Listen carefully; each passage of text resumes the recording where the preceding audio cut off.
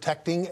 This week, the majority leader rejected a request to call Senate hearings to investigate the group. Now lawmakers are speaking out.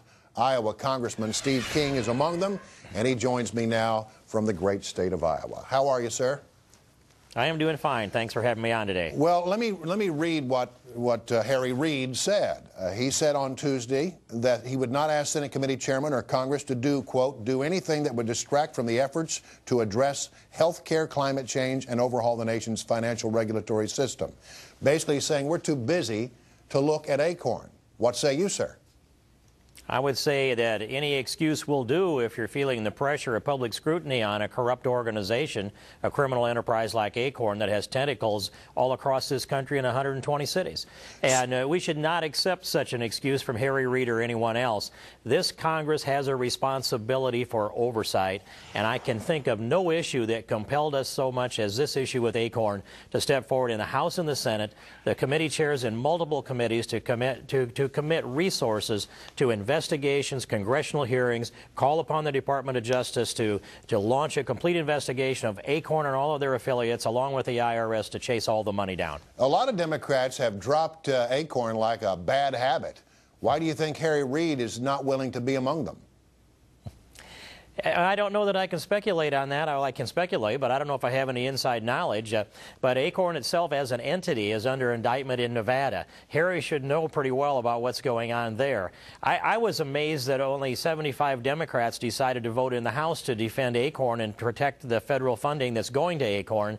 But that tells me there's more beneath the surface than I suspect, and I've been looking at ACORN for 4 to 5 years.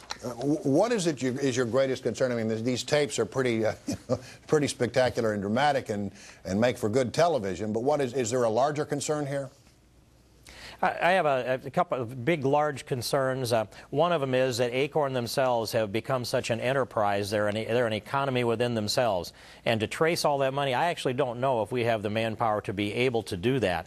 That concerns me greatly, that they can scrub money and transfer wealth between corporations and do so in-house and with similar bank accounts and commingling funds. But worse than that, the very underpinnings for our Constitution is having integrity in our electoral system.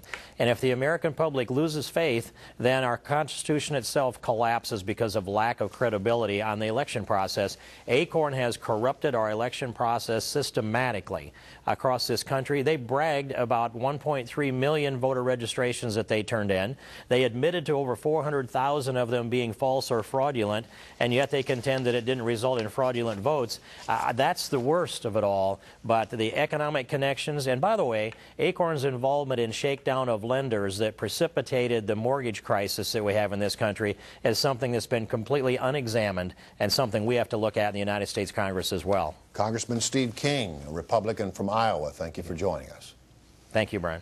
Of course, there is a lawsuit pending in the ACORN investigation, and the man at the center of it all, his name is James O'Keefe. He's the filmmaker who shot all those undercover tapes. Well, guess what? He's going to sit down with Chris Wallace on Fox News Sunday tomorrow.